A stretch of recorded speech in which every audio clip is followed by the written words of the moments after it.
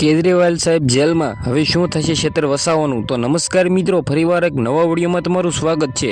તો મિત્રો વાત કરીએ તો હાલના ટાઈમમાં સૌથી મોટા સમાચાર આવી રહ્યા છે કે મિત્રો વાત કરીએ તો આમ આદમી પાર્ટીના સૌથી મોટા નેતા એવા મિત્રો દિલ્હીના મુખ્યમંત્રી શ્રી કેજરીવાલ સાહેબને મિત્રો હાલના ટાઈમમાં ગ્રેપ્તાર કરી લેવામાં આવ્યા છે। આગળ મિત્રો વાત કરીએ તો હાલના ટાઈમમાં તમને બધા લોકોને ખબર છે ભાઈ કે ગુજરાતના મિત્રો શેતોભાઈ વસાવા છે તે પણ મિત્રો એમ કહે તો આમ આદમી પાર્ટીના નેતા છે।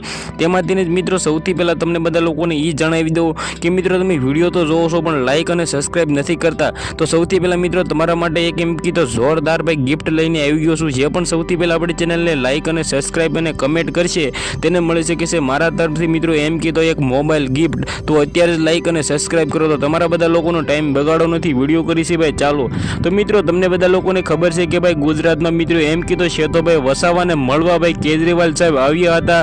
ત્યારથી જ મિત્રો વાત કરી તો કેજરીવાલ સાહેબે એવું પણ કીધું હતું કે મિત્રો જે આદિવાસી સમાજના યુવા નેતા છે ભાઈ શેતોભાઈ વસાવાને હાલના ટાઈમમાં એટલા બધા લોકો સપોર્ટ કરી રહ્યા છે કે મિત્રો વાત જ કહોમાં। જે રીતે મિત્રો વાત કરીએ તો તમને બધા લોકોને ખબર છે કે હાલના ટાઈમમાં કેજરીવાલ સાહેબને મિત્રો ગિરફ્તાર કરી લેવામાં આવ્યા છે અને ભાઈ જેલમાં નાખી દેવામાં આવ્યા છે। તે શું મિત્રો એમ કીધું આપણા કેજરીવાલ સાહેબ છે તે મિત્રો ફરીવાર એમ કીધું તો 2024ની લોકસભાની ચૂંટણી લડશે કે નહીં, ભાઈ જેલમાંથી લડશે એ પણ ખબર નથી। અને મિત્રો વાત કરીએ તો શું કેજરીવાલ સાહેબ જેલમાં ગયા છે તે મિત્રો વાત કરીએ તો શેતોભાઈ વસાવાને કંઈ પણ મુશ્કેલી પડશે, તો પરંતુ ભાઈ એવું નથી ભાઈ, શેતોભાઈ વસાવાને કંઈ પણ મુશ્કેલી પડવાની નથી। જે રીતે મિત્રો વાત કરી તો શેતોભાઈ વસાવા જેલમાં હતા ત્યારે પણ મિત્રો એમ કીધું તે પણ એમ કહી રહ્યા હતા કે મિત્રો હું પણ ચૂંટણી લડીશ ભલે હું જેલમાં હોઉં। તો મિત્રો વાત કરી તો 2024ની લોકસભાની ચૂંટણી બિલકુલ ભાઈ શેતોભાઈ વસાવા જીતવાના છે અને લડવાના છે। આના વિશે શું કેવું છે કમેન્ટ કરવાનું બિલકુલ ભૂલતા નહીં। આજના વિડીયોમાંથી આટલી જ માહિતી, ફરીવાર એક નવા વિડીયોમાં મળે ત્યાં સુધી બધા જ લોકોને જય હિન્દ જય ભારત।